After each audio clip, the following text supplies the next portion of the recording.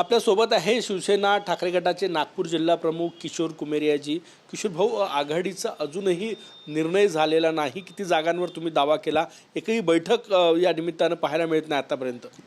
नाही, असं नाही आहे। काँग्रेसचे इथे शहर अध्यक्ष विकास ठाकरे आहेत, आमचे इथले संपर्क प्रमुख सतीशजी हरडे आहेत। मी सतीशजी हरडे आणि विकासजी ठाकरे यांच्यासोबत आमची एक बैठक झालेली आहे। चर्चा एकदम पॉझिटिव्ह झाली। त्यानंतर एक बैठक राष्ट्रवादीचे दुनेश्वर पेठे यांच्यासोबत देखील झालेली आहे आणि एकदम सकारात्मक ते पण आहेत आणि आम्ही पण आहोत, कारण फायदा निश्चितपणे दोघांना मिळणार आहे आणि राष्ट्रवादीला पण मिळणार आहे। आता फक्त किती जागा आणि कुठल्या जागा, तर आम्ही पण वर्किंग केलेलं आहे, वर्कआउट केलेलं आहे की जिथे आमचे एका काळात 9 नगरसेवक होते आणि मागच्या वेळेस जे लढलेले आहेत ते बऱ्याच ठिकाणी सेकंडवर आहेत, तर अशा ज्या सेकंडवर आहेत जिथे आमची ताकद आहे अशाच आम्ही जवळपास 30 ते 35 सीट्स काढलेल्या आहे। या 2-3 दिवसामध्ये आमची त्यावर फायनल अंतिम बैठक होईल आणि त्याप्रमाणे आघाडी ते करण्यात येईल। 30 ते 35 जागांची मागणी तुम्ही महाविकास आघाडीकडे केली? निश्चित 30 ते 35 जागा आम्ही जिथे आमची ताकद आहे, जिथे आम्ही निवडून येऊ शकतो अशाच बेसिसवर, मेरिट लिस्टवर अशा 30 ते 35 जागा आम्ही काढलेल्या आहे। येत्या या 2-3 दिवसामध्ये आम्ही काँग्रेसचे विकास ठाकरे, आमचे सतीश हरडे, आमची अशी बैठक होणार आहे। त्यावर समजा तेवढ्या जागा द्यायला तयार झाली नाही काँग्रेस आणि पवार गट, तर काय भूमिका आहे?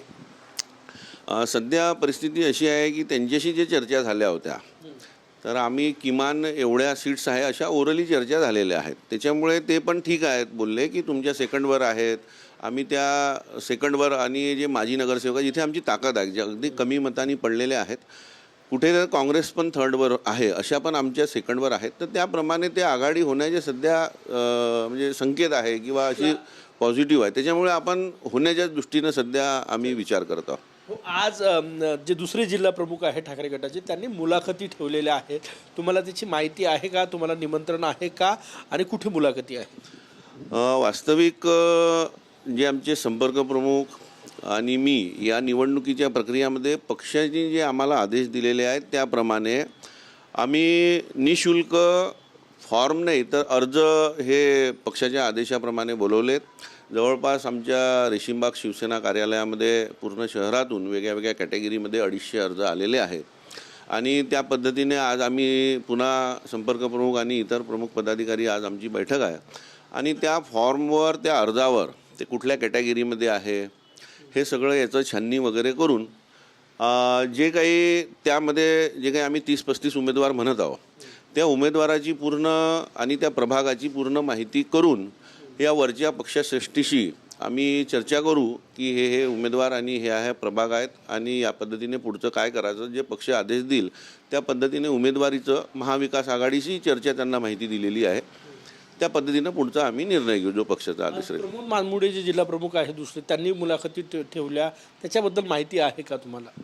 नाही, वास्तविक मी सांगितलं की आमच्या रेशीमबाग शिवसेनेच्या कार्यालयातूनच आम्ही अर्ज वाटप केला आहे, अर्ज तिथेच आलेले आहेत। खाजगी कार्यालयात मुलाखती आहे आज? त्याबद्दल मला माहिती नाही, परंतु आमच्या कार्यालयात जे अर्ज आलेत 250, आज त्याच्यावर बैठक आहे, ते पक्षाला देऊन आम्ही तिथूनच सगळं या निवडणुकीचं पक्षाच्या दृष्टीने पक्ष जे सांगेल त्या पद्धतीने होईल। शेवटचा प्रश्न आणि महत्त्वाचा प्रश्न, निवडणुका आहे, ठाकरे गटासाठी करो की मरो अशी लढत आहे नागपूरमध्ये, अशा स्थितीतही ठाकरे गटाचे दोन्ही जिल्हा प्रमुख एक दुसऱ्यांशी संवाद नाही, चर्चा नाही आणि वाद आहे, हे खरं आहे का?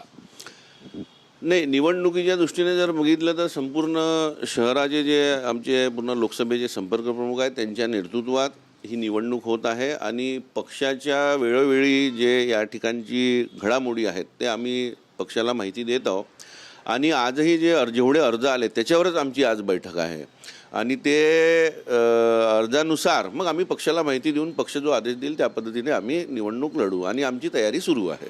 किशोर कुमेरियाजी जिल्हा प्रमुख आहे, परंतु आज ज्या मुलाखती दुसऱ्या जिल्हा प्रमुखांनी ठेवलेल्या आहेत त्यावर ते काहीही बोलायला तयार नाही, माध्यमांसमोर वाद टाळत आहे, परंतु ठाकरे गटात नागपुरात सगळंच आलबेल आहे असं म्हणता येणार नाही। याचं कारण असं की एका जिल्हा प्रमुखांनी आज मुलाखती बोलवलेल्या आहे, दुसऱ्या जिल्हा प्रमुख आणि संपर्क प्रमुखांची तयारी महाविकास आघाडीच्या बैठकीसोबतची आहे, असं सगळं चित्र या ठिकाणी दिसतंय। कॅमेरामॅन सचिन सयामसह गजानन उमाटे, TV9 मराठी, नागपूर।